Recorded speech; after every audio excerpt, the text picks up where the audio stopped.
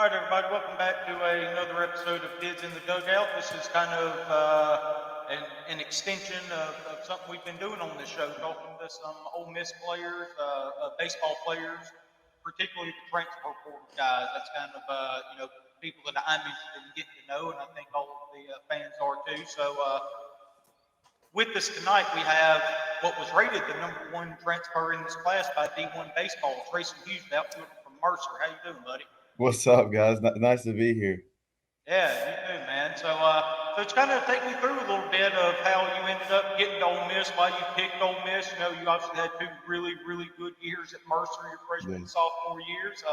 You were a freshman All-American by perfect game in the NCWPA, named you first team freshman All-American as well, and then you were first team SoCon as a sophomore. Hop in the portal, and you make your way to Oxford. So kind of what was your thought process going through all that? So yeah, I mean, I had 2 great years at Mercer for sure, and I was a draft eligible sophomore, and the draft didn't really work out, and I was like, all right, the next step is to go play in the ACC or the SEC, and I went to Oxford for my first visit, and I committed the same day, and I was like, this is all I could ask for sure. How much did the Sunday powder blues and the right field beer showers play into your decision? I mean, yeah, when they showed me the legacy video, I mean, it just gave me chills.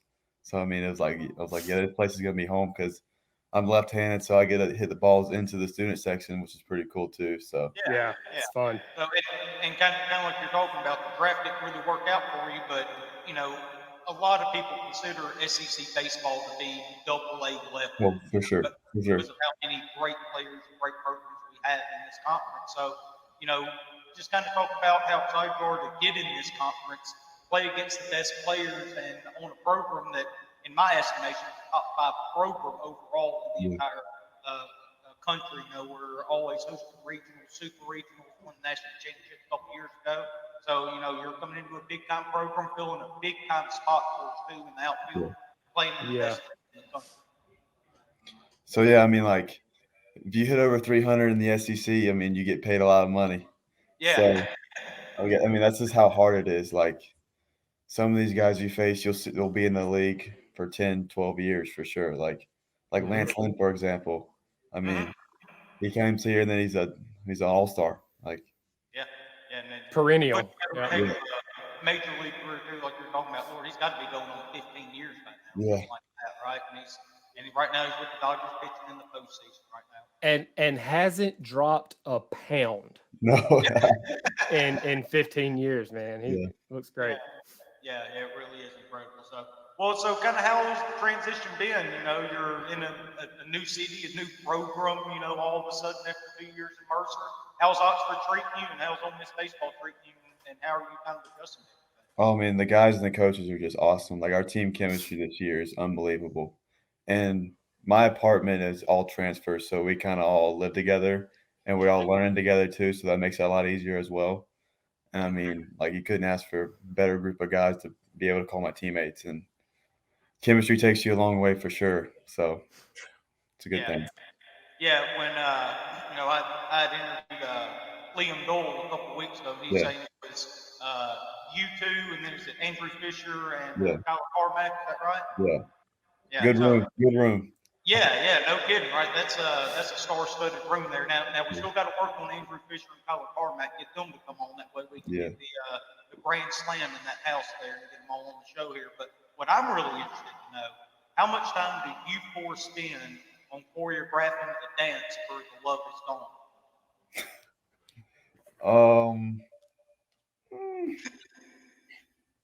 I mean, y'all have to have something up your sleeve, right? Whenever you do Love Is Gone, everybody gets out there, start shimmying. Yeah. Y'all have something up y'all's sleeve. So, I mean, you got 2 Southern boys. So I'm from Georgia, and Carmack's from Arkansas. Mm-hmm. And then you got New Hampshire, which is Doyle, and New Jersey, which is Fisher. So, I mean, it's kind of like the clash of cultures here. Yeah. So we all bring the same energy, but it's like we're all a little different, which is awesome. Yeah. And when you guys meet Fisher, He is a handful. I promise, a Okay. handful. I like it when people are described as a lot. Yeah, It's like who Bert Kreischer is. He's a comedian. yeah. I would describe him as a lot, Oh, and for sure. so those people are fun. What part of Georgia are you from? Warner Robins, so dead central Georgia. Like, Okay. so when I went to Mercer, it was only 20 minutes away. All right. I want to know what it's like coming to Oxford, this collegiate town that has like 20,000 people in it, right? Like Yeah. it's so small and concentrated. What's that So like? this is a town that I call a big little town. Like Exactly. it feels big, but it's not big at all.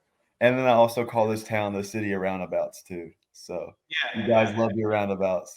Yeah, just wait until you're trying to teach a driver, right? A kid, a 17-year-old to navigate these roundabouts. It's fun. No, it's not. No, I bet not. All right, so Treyson, I kind of noticed you looking up every now and then. I feel like me and you were doing the exact same thing. You being from Georgia, you got the Braves on in the background there on Monday night. No, when I get to talking, I don't even know what I'm doing. So okay, well that's absolutely what I'm doing. Every time you see me look up, so we done put a 3 spot on the board here. We're down 4-3 now in the 7th. we were getting no hit. We were getting no hit there for a second. Yeah, we ain't getting no hit no more. Going back starting to warm up. So did you grow up a Braves fan being in Georgia? I did. So I mean, I went to both. So I got to go to Turner Field too, and then the new field, to which my senior year in high school I actually played a state championship at Truist. Oh, which cool. Was really fun too. So you got to play on the field. Yeah. Well, hopefully one day we'll see you in a Braves uniform. That would be cool, yeah. On Truist Field in the big league. That'd be a Yeah. pretty big thing. So kind of going back to what you were saying with all the transfers and all and your teammates and how welcoming everybody's been. That was one thing that Luke Gill really hammered home when I talked to him. I was asking about team chemistry, with all the new faces, not only transfers, but freshmen we've got coming in too. We've got new faces up and down the board. Mm-hmm. And, it's really important to have all these guys mesh together. And he was talking about how good the team chemistry is, kind of like how you alluded to a little bit ago. How much of that has to do with Coach Bianco and the culture that he has established here in Oxford over the 20 plus years he's been? Well, I mean, Coach B, his big thing is if you win together, you're also going to lose together. Mm-hmm. So, I mean, you got to love each other no matter what. Yeah. And like the older guys as well, like the more like the experienced guys like Leger Groff, Mitch Morrell, like all these guys are also like we're kind of under their wing to say, and we get to learn the program from them as well, which is awesome, like from a player standpoint. And like, I mean, those are the guys that were in your position last year. Oh, for sure. Yeah. Right. And so it's a lot. It's probably a much easier transition for them to teach you than a player who's been here 3 years or something like that. So, yeah. Yeah. So Coach B said today we have 26 new faces on this team this year, which is crazy. Yeah, it is. I've gone through the roster so many times, and it's unbelievable how many guys are here now that weren't here last year. And of course, we lost a lot of guys to the draft and stuff like that too. I was kind of going over your freshman and sophomore years at Mercer. Just obviously you've had 2 really good seasons. Your freshman year, you batted .317 with a 979 OPS. Last year, you go .387 with an 1107 OPS. Yeah. What really jumped out to me was your freshman and sophomore jump from a plate discipline standpoint. Yeah. You had a 44-28 K to walk ratio your freshman year, and then last year you walked 12 more times than you struck out, right? Yeah. What kind of goes into that? Is just getting older and more experienced as a player, or did you have an adjustment in your approach to have the big spike in batting average and the big drop in strikeouts and also shooting up the walks at the same time? I truly believe that it's both, really. It's both because my freshman year, our Mercer team was absolutely stacked offensively, and I was the only freshman in the lineup. And so I was kind of like, I need to hit a lot more home runs and be more power of a guy in my freshman year, which I was. Yeah. And more home runs equals more strikeouts, to say. And then last year I was like, all right, I'm here. I'm going to be the dude on this team this year, and I'm going to lead off. So, I mean, who wants to lead off that strikes out a lot? And I took a lot more pitches Mhm. Like, say I'm ahead in the count, 2-0, 1-0, guy dots a fastball outside corner, I'm going to take it because it's not a good pitch to hit. My freshman year, I would try and swing at that. And, I mean, it just swinging at the good pitches and taking the bad ones was the big thing last year, my sophomore year. Yeah, Yeah, I mean, that's such a good strategy. I mean, why doesn't everybody implement that, right? Just don't swing at bad pitches. Yeah. Yeah, well, it made me think that something that I'd never even thought about really until I stopped playing was the importance of counts. For sure. And knowing, okay, we're in an 0-2 count, so probably not expecting a strike. We're guarding against that. They're going to waste one. A 3-1 count, it better be right where I want it or I'm not swinging. I think a lot of players go up to the plate and don't even think about what count they're in and just swing away no matter what. And beginning to think about, well, this is more of a breaking ball count. This is more of an off-speed count. I'm probably going to see a fastball here is super important because the pitchers aren't getting any dumber when it comes to that stuff. Especially in the SEC. Yeah. Especially when you get up to this level, it's definitely a lot. They know how to get you out. They know how to get you out. Oh yeah, no doubt. So, you've had a really good fall so far. You see this Ole Miss Analytics account that tweets out exit velocities for hitters, and then the velocity for pitchers and stuff. And there are 3 names I see on there almost every single day, and that is you, Campbell Smithwick, and Andrew Fisher. I mean, it looks like y'all are just out there hitting newts. And I'd listened to a Champions podcast by Ben Garrett. He had Clem on there today. It's a little 18-minute thing.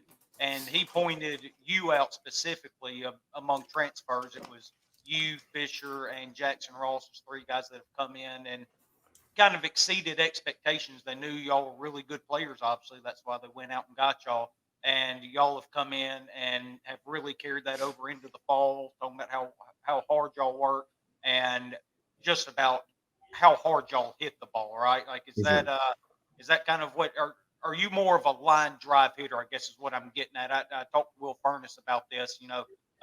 People go up there and try to hit home runs, and he's more of a line drive hitter. And it's like his dad said, home runs will come. They're more accidents, right? If you go for sure. and just try to hit the ball hard into a gap somewhere. Yeah, that's the biggest thing growing up. My dad would say is like, just barrel it. Anything that happens, you barrel a baseball. And I mean, that's the biggest thing. Like doubles, triples, home runs, they all kind of mean the same in a scenario to say. But I mean, home runs come. Yeah. When I got those 95 and you're early, it's going to go out of the park. I mean, barrel it up. Put a good swing on it. Yeah. Yeah, that's all you got to do. Yeah.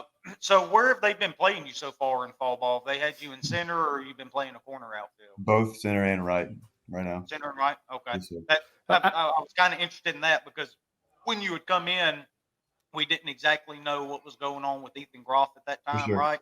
For sure. He's an incredible center fielder in his own is. right. I mean, not only at the plate, but he's really good defensively too. And then, bringing you in playing center field, you play really good center field too. So I was just wondering kind of where they're thinking about playing you, whether they're going to put you out in center or right was where I was kind of thinking too, if it wasn't center. So is that kind of what it's looking like? Yeah, I think it's right field's kind of more of what I'm thinking, which is a great thing too, because I get to be in front of the section. I was just fixing to say, dude, if you're playing right field and hitting missiles into the student section, you're going for, 2 more years, a year, whatever, you're going to be the fan favorite. So that's going to be good. Good for you. Good on you. Yeah, that's going to be a big time. So, hold on, Dave. Before we get too far away from it, I want to know about the exit velocity numbers. Y'all look at them after practice and compare. Every day you're like, okay, well, I had the record today, or all right. So what's the hottest one you've seen? Smithwick hit one the other day about 112. That was crazy, and it hit about 457 feet. Yeah. If I'm not mistaken, I think he had 3 of the top 5 that day. He had himself a day. Christ. All 3 of his hits were over 100 miles an hour. It was crazy. Yeah. Okay. Yeah, he had himself a day. Keep it up because unfortunately for you guys, that exit velo is something that we've grown very accustomed to over the past couple of years with Kemp Alderman. So it's a number that we look at very seriously. Yeah, he hits balls really hard. Yeah, and good luck getting to that number too. You can't. About you can't. 117, 118s consistently off the Kemp's bat. It was absolutely ridiculous what he was doing. So, but yeah, we kind of touched on a little bit earlier, but how excited are you to come in and play at Swayze Field in front of all these fans? We're one of the few, not SEC teams, one of the few teams in the country that consistently sell out our stadium and have one of the best home environments in the entire country. You're going to be playing in front of crowds in Swayze, Mississippi State, Arkansas, LSU, those kind of environments. But just kind of, running out there for the first time, Swayze Field students out there and right, other fans and left, grandstands filled up. How exciting is that to think about? It's going to be insane for sure. But I mean, after about the first 2 innings, it needs to all go away and just let me lock in and play baseball for sure. Mm-hmm. But having follow up. Yeah. Go ahead. Just having all the fans is just it's going to be new to me for sure, but it's going to be a lot of fun. Yeah. Follow up question: taking Swayze out of the equation, and I haven't even paid much attention to the schedule to see where we're going this year. But is there a stadium that you're looking forward to playing in outside of Swayze? Oh, it's going to be LSU for sure. LSU. I knew that. That series. Between Luke Hill and you, this podcast, this show might literally start a fire with the LSU Ole Miss baseball team. I don't know. We're really kicking up some dust with them. I mean, I also have a little bit of feud with Knoxville too. We're going there. Oh, yes. So I got a little feud with Knoxville. Okay. Right, yeah. yes. I'm all in on a feud with Knoxville. I don't care what sport it is. Just I'm all in about talking shit about Tennessee, though. I excuse my language, but I fucking hate Vitello. Man. I totally get it too. I totally get it. And he better not be using those bullshit fake bats out there either. Because Mike's gonna call his ass out on that, I guarantee you. Yeah, if you've noticed, I've come to this thing completely almost unprepared because I want to be chaotic in these things. But I haven't asked a lot of baseball questions. I keep asking questions about everything else. And you've got to look in your eye right now. When you said that about Tony Vitello, you got to look in your eyes like, man, I like this kid. Because for me, you can go out there and hit 200, 10 bombs, whatever. But if you talk shit and can back it up, I'm on your ride forever. Forever. So quick little backstory here. Last year we played Maryland in Oxford, and we had TJ McCants, integral part of our World Series run, come in hitting bombs off the bench, just really big down the stretch for us. And Maryland come into town, and he hit a bomb that, I think it ended up registering around 420, something like that. But you're not going to convince me it went any less than 600. Oh my God! Absolutely smoked the hell out of it. He hit it, stood in the box until it landed. Halfway down first base, turning around talking to him the whole way, letting him know about it. And from that day on, all I heard for the rest of the season from Hitch was, man, I love him. He's got that dog in him. I want him on the. You got that dog in him. I want you on that field because when the time matters, you're going to make the play that matters. That's right. Yeah. And you're going to be clutch. And so you were talking about Tony Vitello. I was like, well, here we go. All right. I like this kid. It's more my speed here. Yeah. So have you been able to go against Carmack and Dole in fall ball yet? Both of them actually. Okay. How'd that go? So I'm 2 for 2 with a home run against Carmack. Oh boy. Yeah. And I'm 1 for 2 with a single against Doyle. Okay, so you were 3 for 4 against your roommates. I am, yeah. Here we go. They would never hear the end of it. They would never hear the end of it with me. I can't help it. Impressive with Dole because he's got that high velocity fastball from the left side too. So that's encouraging, knowing that you can get to that pitch from left-handed pitcher too. Which you hit 387 last year. I don't think you're going to have a lot of trouble. Yeah. And with with Liam too, this isn't about him. I know I didn't get to be on the show and talk to him. I'm proposing Doyle Day instead of Doug Day, right? We get Doyle Day. You should have get passed Doyle that Day. So I could have pitched that. Yeah. So I mean, he's going to pitch on the weekend. For sure. So give me Friday, Saturday, Sunday, whatever day it is, Doyle Day. You heard it here. Yeah. I'm completely in there. So, all right. So Treyson, kind of talk for a second about what your expectations are for this year, right? Like you said, coming into the SEC, coming into a top program, you really get a chance to boost your draft stock. More than likely, I'll go ahead and say it, you don't have to. This is probably going to be your only year in Oxford, and if that ends up being the case, that means you had a really good year in Oxford. So I'll take it. So kind of what are your expectations? What are you looking for going into this year? Not only from a personal standpoint, but from an overall team standpoint too. Just a very proud program that we're wanting to get back on top.